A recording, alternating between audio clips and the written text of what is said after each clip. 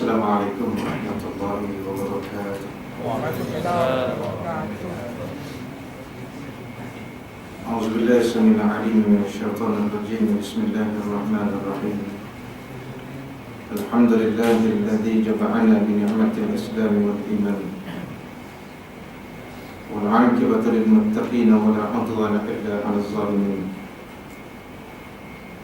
Wassalatu wassalamu ala asyrafil anbiya'i wal mursalin imamil muttaqin sayyidina Muhammad wa ala alihi wa sahbihi wa man tabi'ahum bi ihsanin ila yaumiddin. Qala rabbi shrah li sadri wa yassir li amri wa hlul 'uqdatam min lisani yafqahu qawli. Rabbi zidni ilma wa rzuqni fahma. Rabbi yassir wa la tu'assir. Rabbi tammim bil khair. Allahumma 'allimna ma jahilna warzuqna tilawatahu ana al-layl wa atraf an-nahar hujjatan ya rabbal alamin. Allahumma zayyinna bi zinatil Qur'an wa akrimna bi karamatil Qur'an wa adkhilna al-jannata bi syafa'atil Qur'an ya arhamar rahimin. Hasbunallahu wa ni'mal wakeel. La haula wa la quwwata illa billah. La haula wa la quwwata illa billah. ولا حول ولا قوة إلا بالله العلي العظيم. أما بعد. كما قال الله سبحانه وتعالى في الكتاب الكريم بعد أعوذ بالله السميع العليم من الشيطان الرجيم.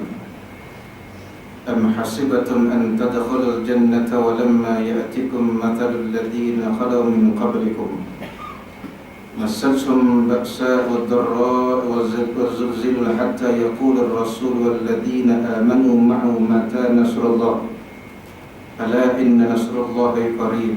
Sadaqallahul azim. Suratul Baqarah ayat yang ke-214. Muqaddimah firman Allah Subhanahu wa taala dibacakan di awal tadi bermaksud, adakah kamu menyangka bahwa kamu akan masuk ke surga sedangkan belum datang kepada ujian sebagaimana yang pernah berlaku pada mereka yang terdahulu sebelum daripada kamu? Mereka ditimpa kesakitan dan keperitan serta diguncangkan dengan berbagai cobaan sehingga berkata Rasul dan orang-orang yang beriman, bilakah akan datang pertolongan Allah Subhanahu wa taala? Ingatlah sesungguhnya pertolongan Allah itu amat dekat sekali bagi orang-orang yang beriman, yakni mereka yang meyakini akan Allah dan Rasul-Nya dalam dirinya. Alhamdulillah summa alhamdulillah. Teman-teman karim, sama-sama kita merafakkan setinggi-tinggi rasa syukur kita ke hadirat Allah Azza wa Jalla. Pada malam yang berbahagia bersama-sama kita menyambung kembali pengajian kuliah maghrib kita dalam membicarakan kitab Fiqh Sirat Nabawiyah. Mudah-mudahan apa yang kita dengar dan kita pelajari pada malam ini khususnya menjadi ilmu yang benar-benar bermanfaat dalam kehidupan kita, dan moga-moga Allah Subhanahu wa taala merahmati dan memberkati serta meredai akan kehidupan kita, khususnya kita yang hadir pada malam ini, dan mudah-mudahan dengan kita mengimarahkan rumah Allah dengan majlis ilmu ini, moga-moga karya kita memperoleh baldatun thayyibatun wa rabbul ghafur daripada Allah Subhanahu wa taala insyaallah. Amin. Muslimin muslimat, hadirin wal hadirat jemaah kuliah maghrib rahimakumullah. Kita sambung kembali masih lagi dalam bab penyiksaan yang berlaku ataupun yang dilontarkan kepada baginda Nabi sallallahu alaihi wasallam, seperti mana yang terkena kepada Sayyidina Bilal ibn Rabah radhiyallahu anhu.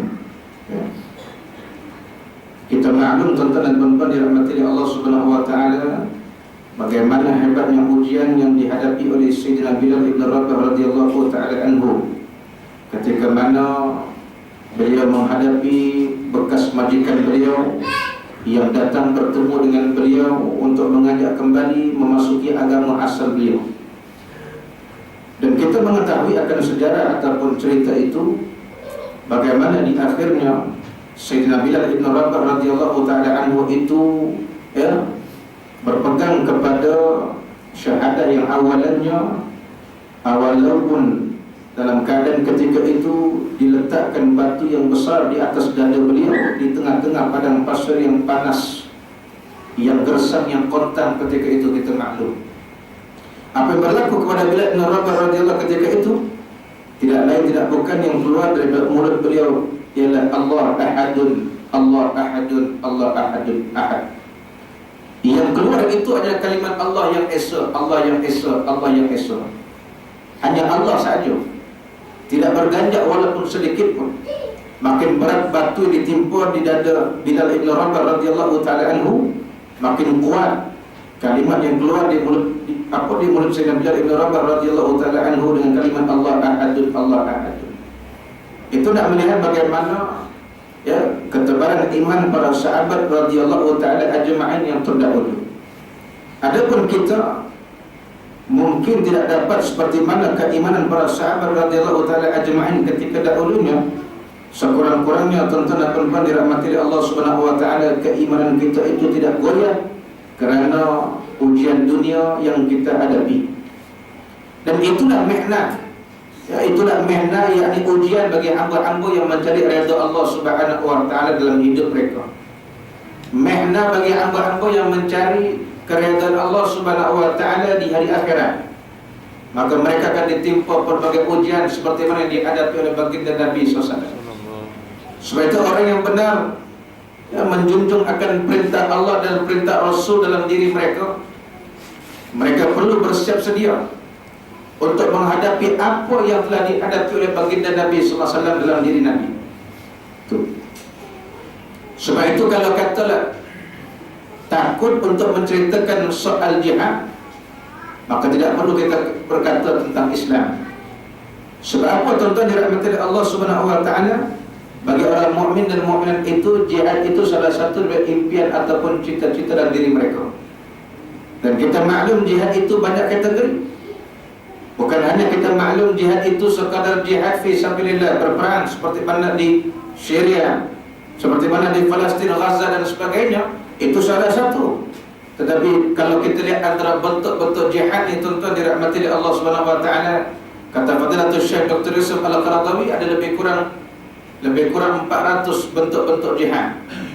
Ada lebih kurang 400 bentuk-bentuk jihad. Dan Anda tidak bercadang untuk membahaskan 400 tersebut, tetapi nak memberitahu kepada kita yang kita maklum jihad fi sabilillah itu salah satu dari 400. Artinya ada lebih kurang 399 bentuk-bentuk jihad.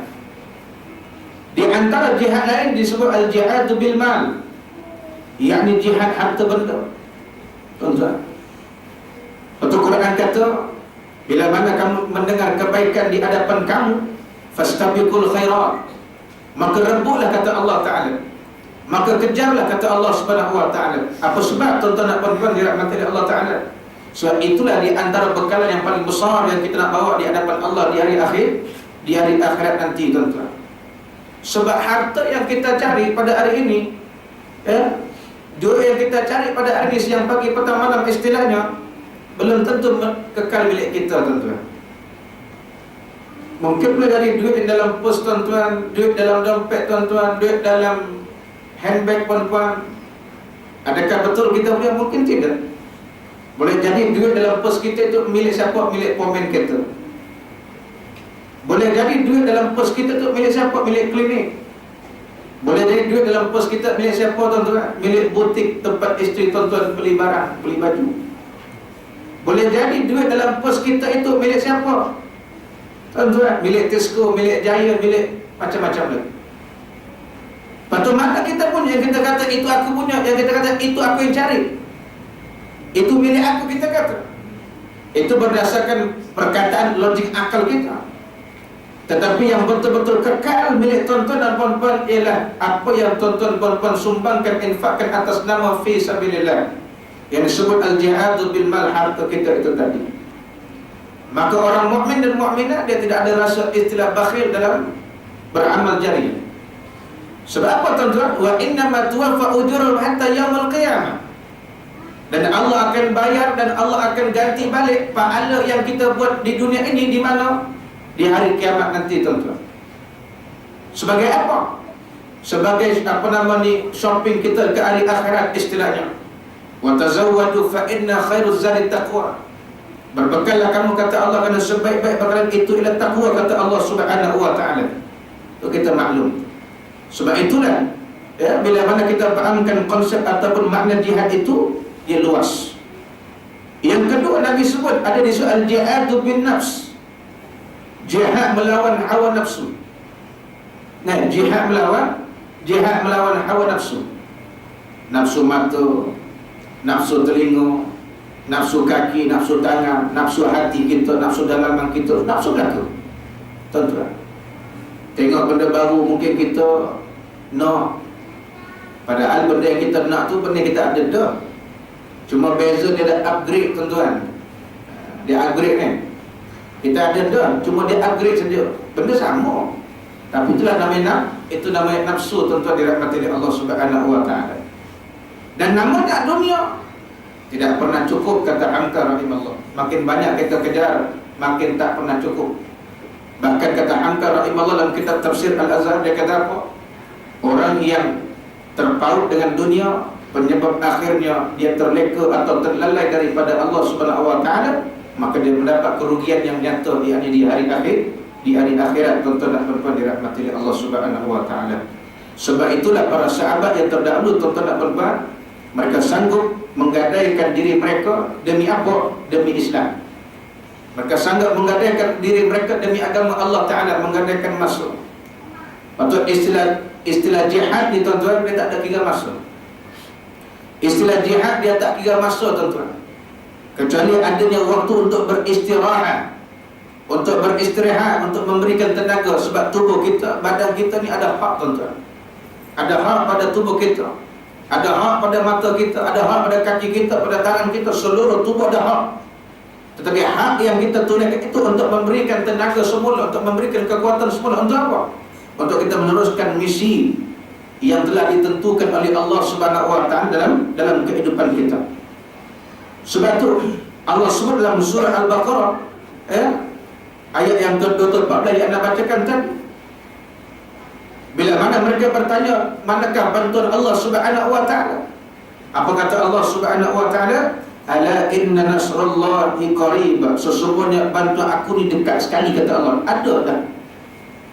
Macam mereka tanya dah. Wa idza sa'alaka ibadi. Bila mereka tanya, manakah Allah Subhanahu wa taala, manakah Tuhan? Maka mu bagi tahu pada dia, fa inni qarib. Sesungguhnya aku ni amat dekat dengan hamba-hambaku, kata Allah Ta'ala. Allah tak pernah leka, Allah tak pernah lalai 24 hours 24 jam. Tempat terang, tempat gelap, Allah itu maha melihat, dia nampak, tuan-tuan.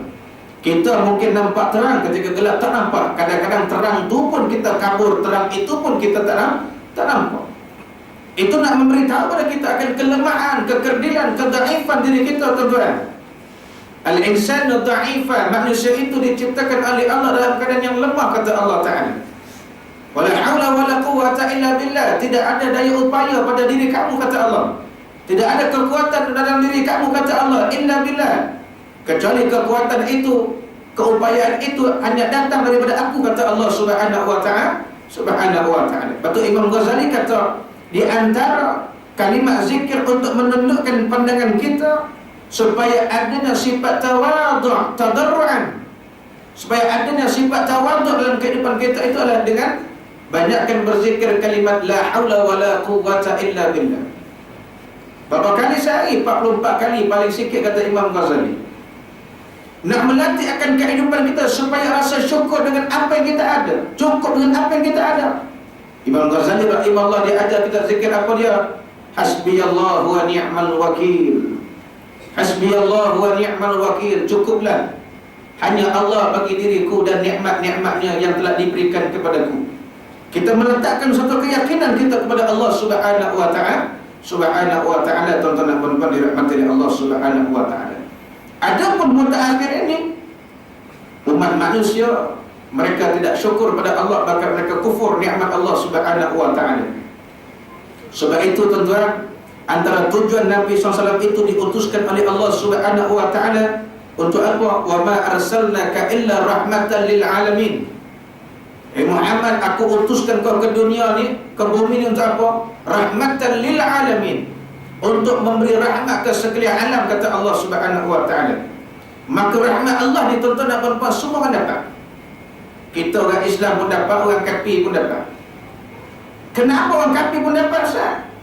Tu nak bagi tahu, min sifatillah al-adlu. Salah satu daripada sifat Tuhan yang Allah ni, dia maha adil. Dia adil tuan-tuan. Tapi manusia ni dia tak pandai, tak cerdik. Bahasa kasar bodoh tuan. Tu kasar tuan. Lepas tu Allah kata laqad khalaqnal insana fi ahsani taqwim. Aku cipta ni manusia sebaik-baik, semolek-molek kejadian, kata Allah Ta'ala. Tapi tiba-tiba manusia ni dia jadi diri dia double standard tuan-tuan. Dia jadikan diri dia double standard tuan-tuan dan puan-puan dirahmati Allah. Itu yang akhirnya tuan-tuan yang kesempitan, tuan-tuan yang menanggung. Faham tak tu? Tuan-tuan, Islam tak ajar gitu tuan-tuan. Gaji dia naik, gaji tuan-tuan siapa nak naikkan? Gaji penceramah ni ke?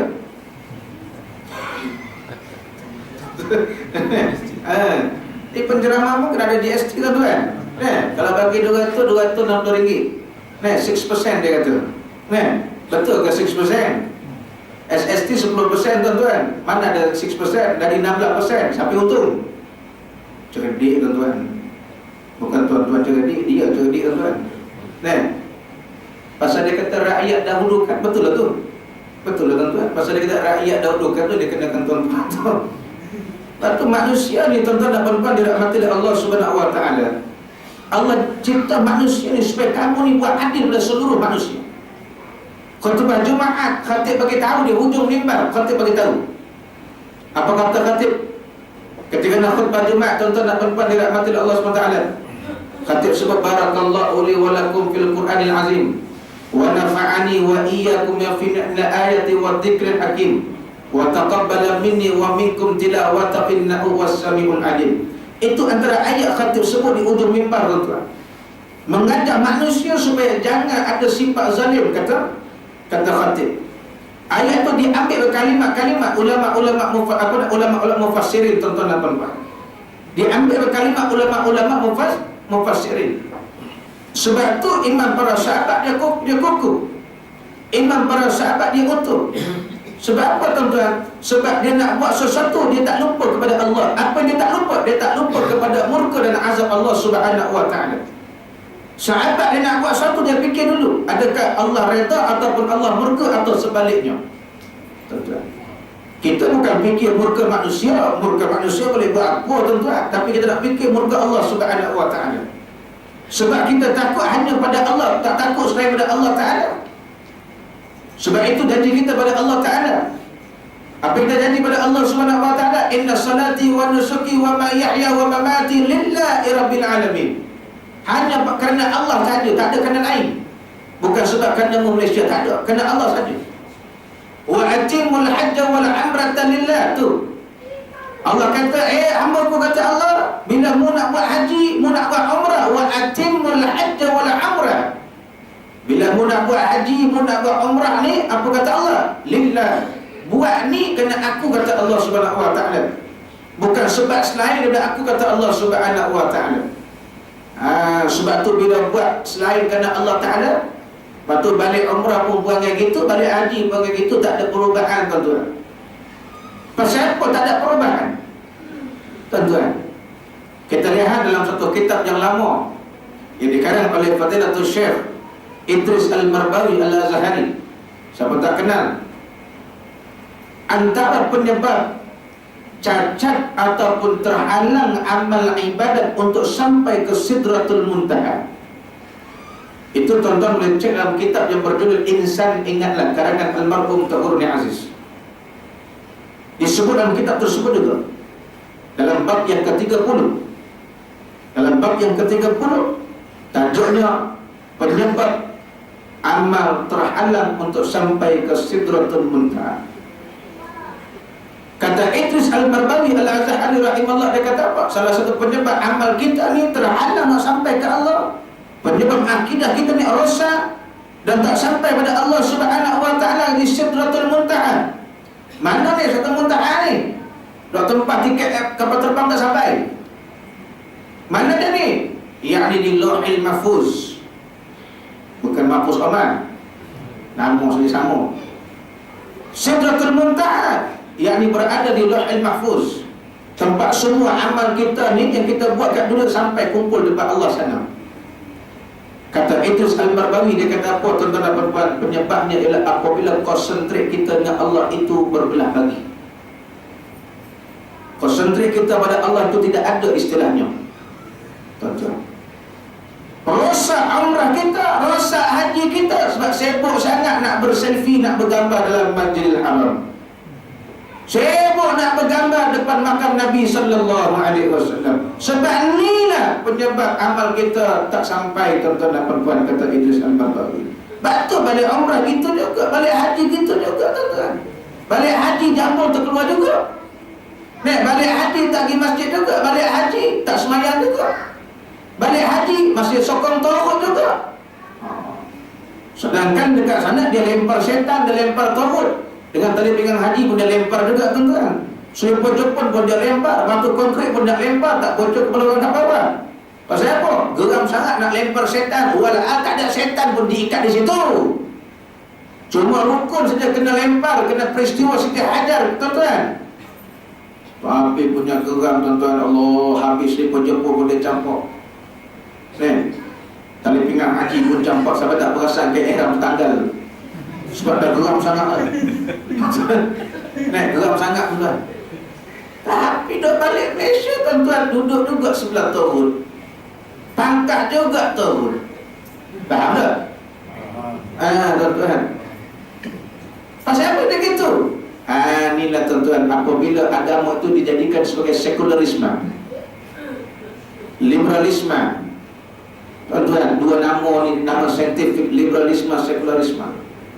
Tuan-tuan, betul dalam seminar Mutawif anak sebut, anak sebagai seorang panel ketika itu, anak kata tanggungjawab Mutawif kena pastikan anak buah muni masa nak umrah, masa pakai ihram nak berumrah, suruh tinggalkan handphone kat bilik. Tinggalkan, insya-Allah tak hilang. Handphone hilang boleh cari, tuan-tuan. Akidah kalau hilang, na'udzubillah. Mutawif nak ingatkan macam mana, dia sendiri membuat juga, tuan-tuan. Mutawif nak riman macam mana, sebab dia pun buat. Ustaz, handphone ni perlu kalau sesat boleh telefon. Siapa pun nak telefon? Betul dia suruh gantung pas kat leher tu. Dia suruh gantung pas kat leher. Pasal apa? Kalau sesat jumpa Pak Arab, tunjuk saja. Arab tak maklum ni, kalau tunjuk tanda dia sesat. Dia tahu dah, tuan-tuan. Tapi tak, pasal apa, tuan-tuan? Masya Allah, itu siap bawa tongkat sakti tu. Tahu tongkat sakti, tongkat selfie tu. Not selfish, tuan-tuan. Dia bawa tongkat sakti yang senang, tak ada kawan tu nak ambil gambar, dia ambil sendiri, tuan-tuan. Pakat nak pakai ihram, ambil gambar sampai depan pintu Babul Abdul Aziz, ambil gambar. Lalu pintu Raja Fahd, ambil gambar, tuan-tuan. Sampai kat lampu hijau pun ambil gambar, tuan-tuan. Selesai pun ambil gambar. Sampai kat sofa Sa'i Marwah pun ambil gambar. Nak ta'alul pun ambil gambar. La haula wala quwata illa billah. Lepas apa? On the spot, masa tu dia post dalam Facebook, telah selesai umrahku, mudah-mudahan mabrur. Mabrur ke mabrur? Tuan-tuan, sebab tu orang dia tak reti, tak faham mabrur ni ke benda. Dia tahu mudah-mudahan mabrur, mudah-mudahan mabrur bagi perempuan. Apa mabrur ni? Dalam kamus Idris Al-Marbawi, mabrur ni antara maknanya iaitu tidak ada penghadang atau penghalang antara kita dengan Allah Ta'ala. Maknanya kita beribadat ni, kita betul-betul konsentrate dengan Allah Ta'ala. Macam tuan-tuan puan-puan belajar bawa kereta lah sebelah pegawai JPJ, kerah, tuan. Kerah tu, tuan-tuan. Mungkin handphone pun dimatikan masa itu. So kita konsentrate dengan Allah Subhanahu wa Ta'ala, tuan-tuan. Bila mana kita beribadah, kita perlu konsentrate dengan Allah juga. Baru ibadah kita diterima oleh Allah Subhanahu wa Ta'ala. Tapi kalau kita tak konsentrate dengan Allah, tuan-tuan, maka ibadah kita rosak. Maka itu penyebab amal kita terhalang untuk sampai di Sidratul Muntaha, di Lauhul Mahfuz, kata Idris Al-Marbawi, tuan-tuan dan puan dirahmati oleh Allah Subhanahu wa Ta'ala. Maka kata-kata itu diambil oleh Al-Marhum Taqulul Haris dalam kitab yang bernama Insan Ingatlah, bab yang ke-30. Tuan-tuan puan-puan boleh merujuk, boleh beli kat kedai buku kalau ada, insya-Allah. Tuan-tuan bawa handphone dalam surau ni tak apalah, anak husnuzon ni type, tuan-tuan, atau rakam kan, yang Kamu sibuk main game Angry Bird dah ke belakang lu. Aku angry nanti. Tuan-tuan. Nasib baik sembahyang maghrib tak selfie dulu. Nak sembahyang maghrib surah Al-Kausar. Jom ramai-ramai datang ni. Nasib baik tak buat masa maghrib, tuan-tuan. Inilah penyebab, tuan-tuan, ibadat kita rosak. Ibadat kita tergantung di sisi Allah Subhanahu wa taala. Ada pagi tadi akan tegur. Seorang jemaah pergi umrah, tuan-tuan, baru sampai pagi semalam. Dia pergi suami isteri, anak 3 orang. Mak bapak dia 2. Berapa orang? 7. Pergi, tuan-tuan. Okey lah, sampai dekat King Abdul Aziz tu update okey lah. Kan? Sampai dalam Masjid Nabawi pun ambil gambar depan makam buat apa? Kalau pergi umrah first time aku boleh terima, dah 6 kali pergi, tuan-tuan. Duk sibuk buat apa nak gambar lagi, dah 6 kali pergi. Sama Masjid Nabawi tak ada beza, tuan-tuan. Kalau ia pun mungkin Mekah lah ada beza sikit, tuan-tuan. Masjid Haram tu dah berubah, tuan-tuan. Nah, kita takut ibadat kita tak diterima oleh Allah Subhanahu wa taala. Sebab itu Allah kata dalam surah Az-Zariyat ayat 51, ayat 56. Surah yang ke-51. Wa ma khalaqtul jinna wal insa illa liya'budun. Muhammad, Quran kata qul. Kita belajar ilmu nahwu, ilmu saraf. Dia 3 ilmu, tuan-tuan, dalam kita nak mengaji bahasa Arab. Nahwu, saraf, balaghah. Tapi nak bagi tahu dalam ilmu nahwu, ilmu saraf, qul, qaf, lam dengan wa ma, mim, alif itu ditujukan kepada wahai Muhammad. Ulama mufasir sepakat wahai Muhammad itu umat Muhammad sallallahu alaihi wasallam. Siapa dia? Kita. Maka benarlah Al-Quran itu ditujukan kepada kita. Allah kata wa ma khalaqtul jinna wal insa illa liya'budun. Muhammad, tak lain tak bukan aku ciptakan jin dan manusia dan tak apa. Kenapa Allah kata jin dan manusia? Sebab sebelum Allah ciptakan manusia, Allah ciptakan jin dulu. Allah ciptakan jin, yakni iblis, syaitan. Baru Allah cipta al-ins, yakni manusia. Apa tujuan Allah cipta kita tentang kat muka bumi? Nak kena sedar. Tujuannya illa liya'budun, untuk sembah aku. Illa liya'budun, untuk mengabdikan diri pada aku. Illa liya'budun, apalagi kata ulama mufassir, illa liya'budun, untuk jadi hamba aku, kata Allah Subhanahu wa taala. Bila kita jadi hamba Allah, tuan-tuan dan puan-puan, maka kita perlu sedar. We should realize, kita perlu sedar, tuan-tuan dan puan-puan, maknanya kita ni ada majikan. Kita ni ada bos. Siapa bos kita? Siapa majikan kita? Allah Jalla Jalala, Allah Subhanahu wa ta'ala. Itulah bos kita. Maknanya bila bos yang mengarahkan kita, wajib kita taat. Kita perlu walak pada bos kita selagi mana suruhan dia tidak bertentangan. Itu wajib. Pengurusi surau arahkan saya nak semua ADK surau yang utama datang berjemaah kalau ada kat rumah, kalau sihat dan sebagainya, maka wajib tuan-tuan taat pada pengurusi. Kalau kata pengurusi kata apa? Pengurusi kata saya nak tuan-tuan ni suka hatilah, nak datang tak datang, itu tak wajib taat, tuan-tuan. Sebab apa? Ada perintah yang wajib, ada perintah yang tak wajib. Maka bila mana Allah ni sebagai Khalid, sebagai pencipta kita, sebagai bos kita, majikan kita, maka kita ni sebenarnya hamba saja, sebagai hamba saja. Hamba ni maknanya, tuan-tuan, pangkat yang paling tinggi di sisi Allah Ta'ala, hamba lah. Betul, orang Kelantan dia gelar diri dia hamba. Orang Selangor pelik, tuan. Mana tadi? Hamba nak pergi ke Taman Rakyat. Kan pelik macam nak silat, tuan. Bila kita gelar hamba ni, maknanya Allah kecil, tuan. Kita kecil. Bila kita ni sebagai hamba, kita ni kerdil, tuan-tuan. Kita ni kerdil. Kita ni dhaif, tuan-tuan, tak ada kekuatan. Bila kita sedar. Tapi masalah dia duk jadi mendabik dada, yang duk jadi sombong. Sebab apa, tuan-tuan? Sebab dia tak sedar, tuan-tuan. Sebab tu Allah, bagaimana kalau kita dalam kitab Sirah Nabawiyah jilid yang kedua, tak sampai lagi jilid tamu, kita tengok bagaimana Allah telah hancurkan umat kaum Samud. Allah hancurkan umat kaum Ma'ad, tuan-tuan. Bagaimana? Sampai hari ini, tuan-tuan dan puan-puan, saintis-saintis barat Mereka duk cari artefak kaum Samud, kaum Ad. Mereka bawa alat mereka, dia pakai brus lah macam-macam, dia ambil masuk dalam alat-alat dia, balik nak buat satu kajian. Nak cari manusia mana ni besar macam ni. Sebab kita maklum kaum Samud ni tuan-tuan dan puan-puan, umat yang paling besar sekali dalam banyak-banyak umat. Berapa besar kaum Samud ni tuan-tuan, kaum Ad ni tuan-tuan dan puan-puan dirahmati oleh Allah. Masya Allah, tabarakallah, tak terkira. Mata kaum Samud 2 kali besar daripada kita tuan-tuan. Allahu Akbar. Bayangkan tuan-tuan, mata saja 2 kali besar daripada kita. Allahu Akbar, tak terbayang. Tinggi kaum Samud, setakat KLCC 87 tingkat tuan-tuan, tak payah pakai kering tak payah Ini cuci kipas pun kena pakai kursi. Cuci kipas pakai kering tuan-tuan, nak bagi tahu pendek kita tuan-tuan. Nak banding umat dulu tuan-tuan. Hebat Allah cipta, hebat tuan-tuan. Hebat manusia, pandai manusia. Siapa yang bagi kepandaian? Allah juga. Tengok Allah cipta ostrich, burung unta. Otak burung unta lebih kecil daripada mata burung unta. Subhanallah.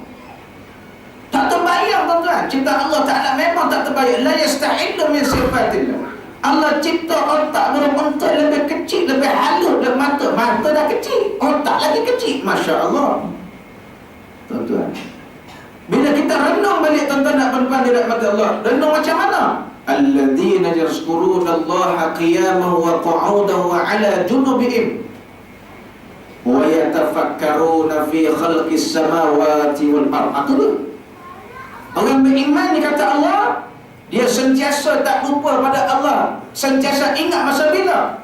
Ketika qiyaman, ketika berdiri, wa qu'udan, ketika duduk, wa 'ala junubihim, masa dia baring pun dia tak lupa ke Allah Ta'ala. Buat apa pun tak lupa ke Allah Ta'ala.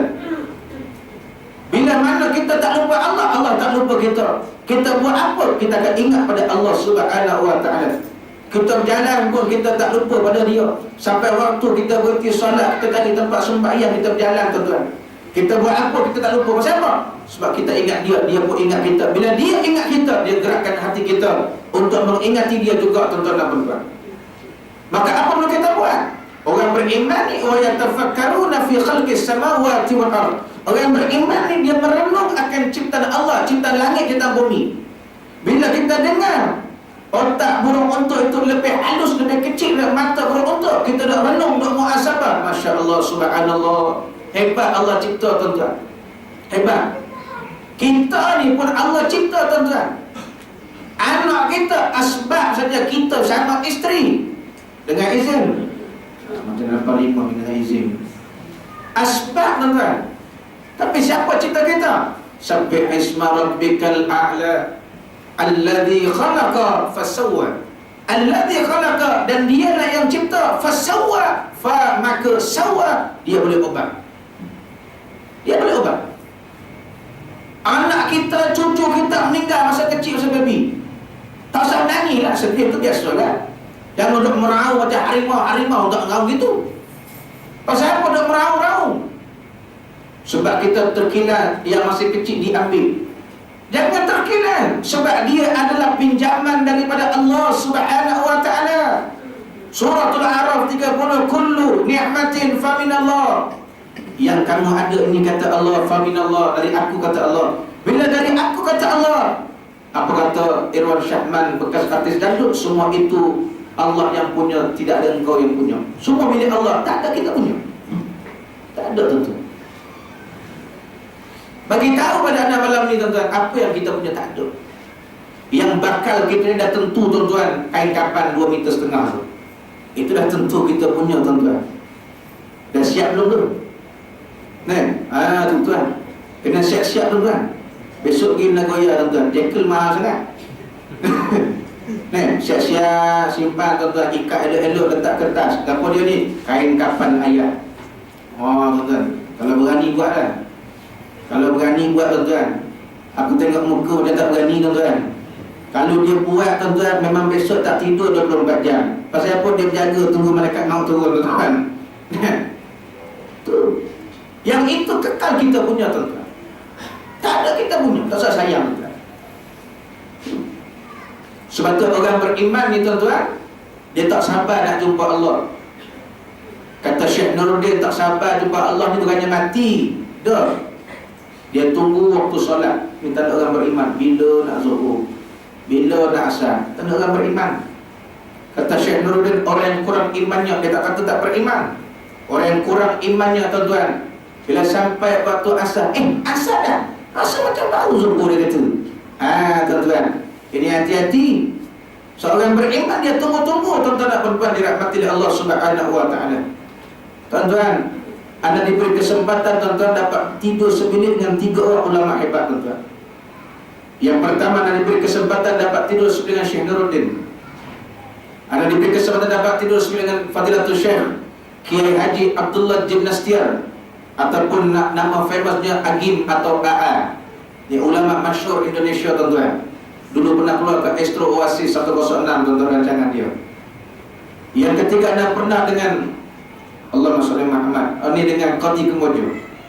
Tiga ni tuan-tuan, Masya Allah tuan-tuan. Ialah kita pun ustaz, dia lebih dari ustaz, tak title dia tuan-tuan. Nak bagi tahu tuan-tuan, Allah Rabbi tuan-tuan. Bila kita tengok apa yang dia buat dan dia suruh kita buat, Allah rasa sebab. Bukan sebab apa? Ya Allah. Anda pernah tidur dengan Syekh Nuruddin masa di Bogor tuan-tuan. Dah semua tak mau tidur dengan dia. Tapi bila bergambar semua nak. Bila tidur tak nak. Ustaz lah tidur, Ustaz lah ada. Padahal bukan tidur dengan Pak Arab pun. Cakap Melayu reti tuan-tuan, Syekh Nuruddin tu. Kalau tidur dengan orang Arab, mungkinlah kita boleh pertimbangkan tuan-tuan. Mungkin alasan tak reti dekat Arab tuan-tuan. Tak tahu takut apa kalau orang tidur dekat tuan-tuan. Nak tidur malam tuan-tuan, Allah Rabbi tuan-tuan. Rasa nak pegang handphone ni tuan-tuan, fikir 10 kali tuan-tuan. Kita rasa macam istilah segar nak pegang handphone. Baik, tak apalah. Nak tidur tuan-tuan, kita dah ambil wudu, kita pun nak tidur tuan-tuan. Kita pun landing. Tiba Syekh tanya. Dia kata, Ustaz, ente dah witir belum? Anda jawab, tak buat Syekh. Kenapa tak buat? Kita pun diam, nak jawab apa tuan-tuan. Dia kata buat. Kalau ente tak nak buat, nak tidur luar. Nak cerita witir tuan-tuan. Witir, wajib ke witir ni? Tak wajib tuan-tuan, tapi itulah Masya Allah hebat. Lepas tu kita nak jadi taraf ulama' jauh lagi tuan-tuan. Itu yang kena lanyak tuan-tuan. Bukan ulama' ulanyak tuan-tuan. Jauh dari makam ulama' jauh tuan-tuan. Witir. Yang kedua adalah dengan Abdullah Jimnastiar Agim, yang ada pesantren Darut Tauhid di Bandung tuan-tuan. Bila anda bersama dia tuan-tuan dan puan-puan dirahmati Allah, sebelum tidur dia ajak baca Quran. Tanya dia, Pak Kiai, apa mau bersama ataupun bersendirian? Dia kata, Pak Ustaz, kita sama-sama. Dia bilang sama-sama tuan-tuan. Okey dah, sama-sama. Kita punya 1-2 rukun surah tuan-tuan. Paling koman 1 surah lah, sekali dia bantai 5 surah, saya mampu. 5 surah tuan-tuan sebelum tidur. Habis baca dia kata, Pak Ustaz, maaf ya, ini baru dikit Pak Ustaz. Baru dikit, baru sikit dia kata. Karena saya memikirkan Pak Ustaz, kalau enggak ada Pak Ustaz, bukan 5 surah yang saya baca. Paling dikit saya baca, saya coba azab untuk 20 surah dia kata. Hebat saya. Sebab tu tuan-tuan, Imam Syafi'i dalam riwayat tuan-tuan boleh khatam Quran, satu Quran berapa lama dia boleh khatam? Allahu Akbar. Kita setahun sekali kalau tadarus. Kalau tak tadarus, kita yang terus tak tahu bagaimana tuan-tuan. Yang ketiga adalah bersama dengan Qadi Kemojo. Itu memang kerap tuan-tuan. Dia bukan bab witir, bukan bab Quran, tapi bab awal waktu Allah. Tuan-tuan bayangkan ya, 1 jam lagi nak zuhur contohnya, atau 1 jam nak asar. Dia dah tanya, Ustaz dah masuk waktu ke? Kalau datang Malaysia, anda kata Ustaz lama lagi Ustaz, 1 jam lagi. Oh saya dah. Sebab apa tuan-tuan? Ni orang beriman ni, dia sentiasa taqarrub, hati dia sentiasa terpaut pada Allah. Macam kaca pun campur ikan, terpaut sentiasa. Tuan-tuan, kenapa dia awal waktu? Sebab tu susah macam mana pun orang ni tuan-tuan. Tapi kenapa muka dia boleh senyum tuan-tuan? Sebab dia tak lupa ke Allah tuan-tuan. Sebab itulah keinginan Allah. Apa yang Allah inginkan tuan-tuan, Apa yang Allah inginkan tuan-tuan dan puan-puan? Tuh, Allah dah tulis kat Quran yang tergantung dekat ayat dekat jam digital tuan-tuan. Inna salata kanat 'alal mu'minina kitaban mawquta. Itu keinginan Allah. Kecuali kita musafir dan sebagainya tuan-tuan. Memang musafir ni Allah bagi rukhsah tuan-tuan, hadiah. Tuan-tuan, rukhsah Allah bagi hadiah tuan-tuan. Kalau kita tak ambil rugi lah Allah bagi hadiah ni. Tuan-tuan, Allah kata apa dia? Inna salata kanat 'alal mu'minin. Sesungguhnya salat itu difardukan 'alal mu'min, ke atas tiap-tiap orang yang beriman. Pasal apa Allah tak kata 'alal ins, atas setiap manusia? Tuan-tuan, belum tentu orang Islam itu dia beriman pada Allah Ta'ala, belum tentu. Tapi orang yang mukmin tentu dia Islam. Orang yang mukmin tentu dia bertakwa. Tentu tuan-tuan. Lepas Allah kata alal mu'min, atas orang beriman, bukan atas alal ins, bukan atas orang Islam. Banyak orang Islam tak sembahyang ramai tuan-tuan. Lepas tu kalau Nabi ada waktu ini tengok nangis Nabi. Kita dah kenal balik bagaimana sirah Nabawiyah. Nabi dah terima perintah solat, kita maklum 50 waktu sehari, itu awalan. Sehingga Nabi Musa AS kata tak naik, minta diskon, turun lagi, kurang 5, naik lagi, turun lagi, dapat 5 kurang. Musa kata tak cukup, umat kau tak mampu turun naik, berapa tinggal 5 tuan-tuan. Musa kata 5 umat kau tak mampu lagi, mak kau pergi minta kurang lah. Kalau kita memang jawab, ambil berapa yang kau nak? Satu belum tentu lagi dia kata. Baik tak payah. Nak bagi tahu tuan-tuan, 5 waktu ni pun Masya Allah tuan-tuan. Subuh dengan Zuhur beza 6-7 jam, Zuhur dengan Asar beza 3-4 jam, Asar dengan Maghrib beza 3 jam, Maghrib Isyak yang sekejap tuan-tuan 1 jam lebih, Isyak sampai Subuh, Masya Allah beza berapa jam? Dekat 9 jam tuan-tuan, dirahmati oleh Allah. Yang jauh jarak itu pun ramai orang tak tertunai tuan-tuan. Sebab tu UKM buat kajian tuan-tuan. UKM buat kajian pada pelajar-pelajar yang ambil PhD. Ketika kita ada salah seorang daripada penilai PhD mereka tuan-tuan, kita penilai dia, bukan penanda tuan-tuan. Tak layak jadi penanda PhD, kita tak ada PhD tuan-tuan. Tapi jangan ada PhD asli tuan-tuan. Bagai asal dengki yang ada tuan-tuan. Kita penilai tuan-tuan, tengok kita kerja dia tuan-tuan, 20 tesis tuan-tuan. Buat kajian orang tak semayang kat Malaysia tuan-tuan, 2010.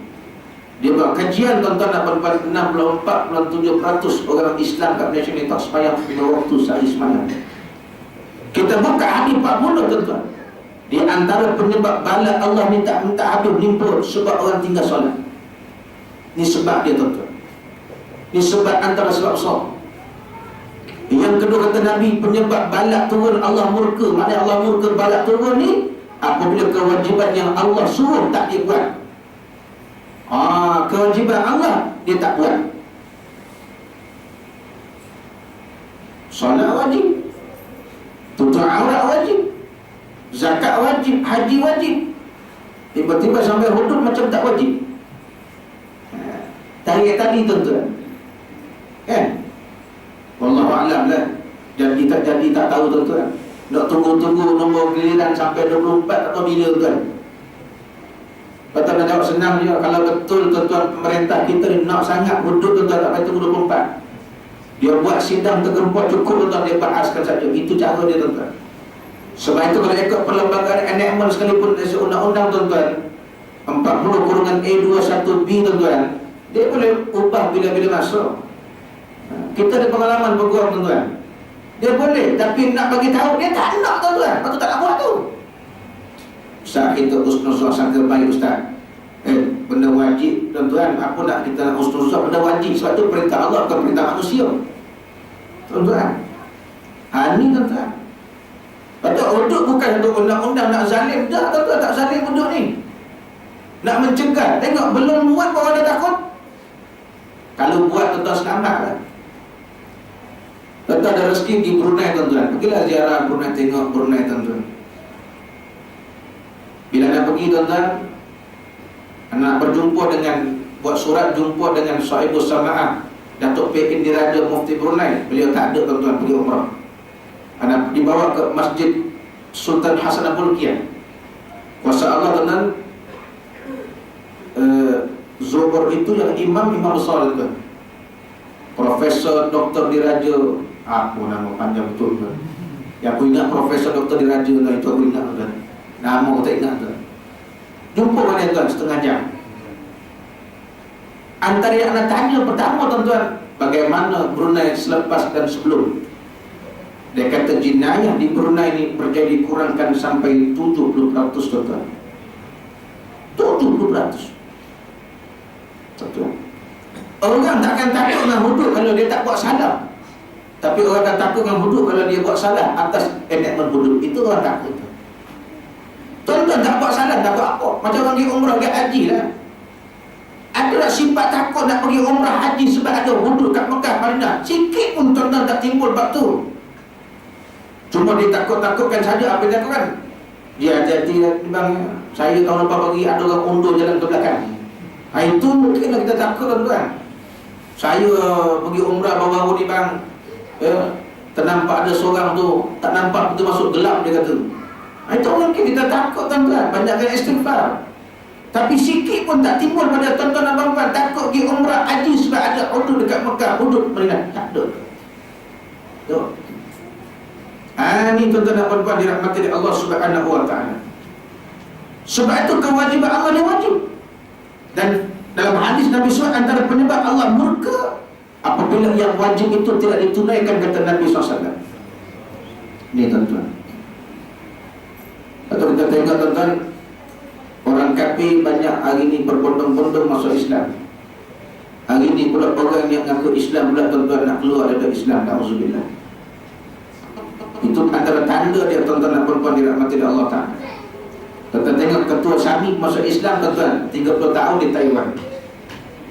Tuan-tuan, dia tinggalkan kekayaan. Tuan-tuan ingat SAMI ni miskin tu. Tuan-tuan, anda masuk ke toko tuan-tuan, anda masuk ke gereja, anda masuk ke kuil Hindu tuan-tuan. 3 ni tuan-tuan nak bagi tahu satu gereja tuan-tuan. Tapi 3 sama, cuma nak bagi tahu gereja tuan-tuan. Baik Sami Hindu, baik Sami Cina, baik Padri Kristian ataupun sister dia tuan-tuan, 3 dia tak ada allowance atau gaji, tak ada tuan-tuan. Kita imam masjid ada allowance dia RM900 lebih kurang tuan-tuan. Itu asas tuan-tuan. Kalau masjid duit banyak dia tambah lagi tuan-tuan. Tapi dari pagi tak ada allowance, tak apalah, nak bagi tahu tuan-tuan, mereka ni kaya. Siapa yang kayakan mereka tuan-tuan? Umat dia kayakan mereka. Sebab mereka yakin Sami ini, padi ini perantaraan Tuhan. Dia percaya suku bulat-bulat tuan-tuan. Dia percaya padri ni, Sami ni perantaraan dengan Tuhan. Dia percaya suku. Sebab tu tengok tuan-tuan, susah nampak apa nama gereja terbengkalai, tokong terbengkalai, susah nampak. Tapi masjid surau terbengkalai berlampau tuan-tuan. Berlampau. Kadang-kadang bukan sebab duit tuan-tuan, kadang-kadang sebab yang di atas tuan-tuan. Yang banyak masjid ini terbengkalai banyak tuan-tuan. Tak masjid Teluk Gandong tak siap-siap, tak buat, bukan tak siap, tak buat-buat tuan-tuan. Yang dia nak buat gini, yang atas pun nak gini, yang atas nak 70%, nak ini nak tu, bila siap. Tuan-tuan, akhir zaman tuan-tuan, orang tak takut tuan-tuan. Duit-duit zakat, duit-duit amal, duit-duit infak, orang tak takut tuan-tuan. Ni tuan-tuan. Dia kaya, minta apa sampai depan pintu, tak boleh turun, dapat depan pintu. Padri nakkan apa namanya kasut bonia sampai depan pintu, nak baju krokodil sampai pintu, nak krokodil boleh kalau berani. Sampai depan pintu kan. Padri. Dia nak apa sampai tuan-tuan. Sebab umat dia angkat martabat ulama dia tuan-tuan. Patut kita kena angkat martabat ulama kita. Ana yakin tuan-tuan angkat martabat alim ulama, tapi ramai yang tak nak angkat tuan-tuan. Tuan-tuan lah yang kena angkat martabat imam.